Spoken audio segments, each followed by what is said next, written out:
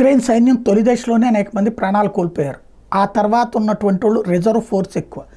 ఆ reserve force వల్ల కానప్పుడు కూడా కొంతమందిని కిరాయి సైన్యాన్ని ఇతర దేశాలు పంపించినటువంటిది ఉంది.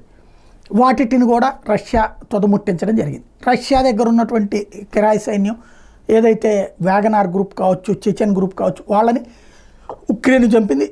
వేల కాదు లక్షల్లో చచ్చిపోయారు. అయితే తర్వాత కాలంలో అమెరికా, యూరప్ దేశాలు తెలివిగా ఒక గేమ్ నడిపినాయి. ఉక్రెయిన్కి కొంతమంది మనుషులు పంపించారు. వాళ్ళు ఎవరంటే ఈ ఐఎస్ఐఎస్ లాంటి వాళ్ళని పుట్టించింది అమెరికానే. కొన్ని తీవ్రవాద సంస్థలు, ఈవెన్ బిన్ లాడెన్ పుట్టించింది అమెరికానే. తన దేశానికి సమస్య వచ్చాక ఆయన లేపేసింది.